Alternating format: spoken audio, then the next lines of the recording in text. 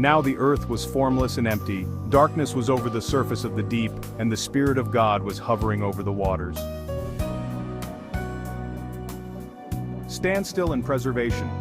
The earth being formless and empty can represent a state where the essential elements of creation are in place, but they are not yet activated or structured.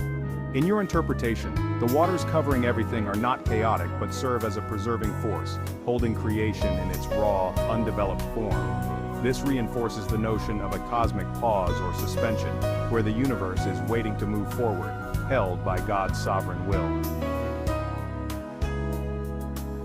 Symbolism of water, preservation of potential.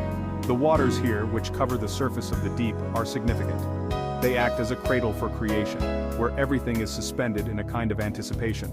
The waters, rather than being chaotic, can be seen as symbolic of unrealized potential, the raw material from which God will craft the world. This mirrors your view of the standstill state, where the waters preserve creation in a latent form, waiting to be given shape and purpose. In this way, the waters serve not as a threat to creation but as a medium for God's creative work. They hold the potential for everything that is to come but need God's intervention to move forward into active creation. Time and creation. The darkness over the surface of the deep can be interpreted as a reflection of the universe before time began to move. As suggested, time may have been in a dormant state, just as creation was. This dark, formless state existed before the introduction of light, which signifies the beginning of time and motion. By this view, verse 2 can be seen as a moment of temporal stillness. The waters hold the universe in its potential, and time itself remains static. Only when God speaks and introduces light does time begin to flow, marking the transition from timeless potential to temporal creation. Spiritual and metaphysical dimensions. In the spiritual realm, this formless and empty state could also symbolize a universe where both the physical and spiritual aspects of creation are awaiting activation.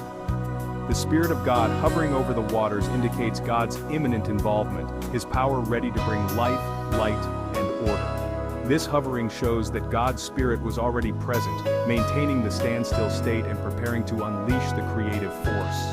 This view allows us to see this as a profound moment of divine anticipation.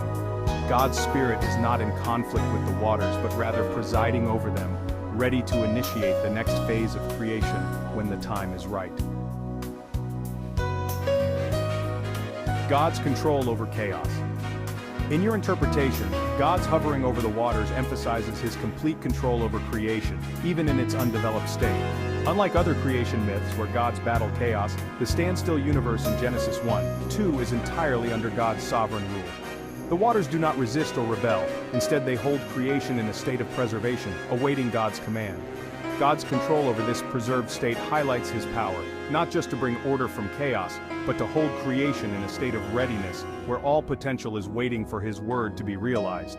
The stillness is a deliberate act of God, showing that even before creation unfolds, everything is under His command.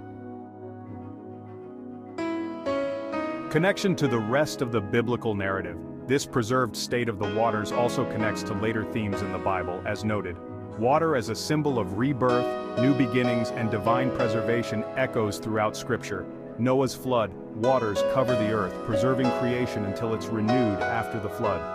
Baptism symbolizes a person's rebirth into a new life, moving from a state of potential to a realized spiritual existence. This interpretation aligns this moment of divine preservation with these larger themes, where God often begins something new from a state of watery suspension, only to bring order and life through His word. Reinterpretation of Genesis 1:2. In Genesis 1:2, the universe, though created, remains in a standstill state. The earth is described as formless and empty, but this does not indicate disorder. Instead, it suggests a state where the potential for creation is present, but has not yet been activated. The waters covering the deep symbolize preservation, protecting the heavens and the earth, and maintaining them in this latent form. Time itself has not begun to move, as creation is paused in a state of divine preparation.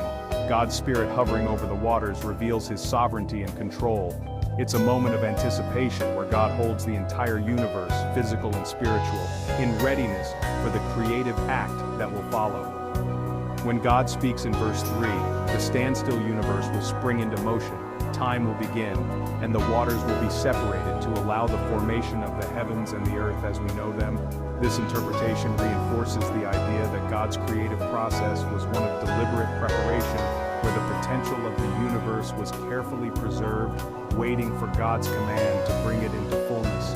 By applying the above understanding, this expanded view of Genesis 1:2 paints a vivid picture of the preserved universe, where both time and creation are in suspense until God's creative word activates the cosmos. This adds depth to the notion of a standstill state, emphasizing God's control, the preservation of potential, and the anticipation of the unfolding creation.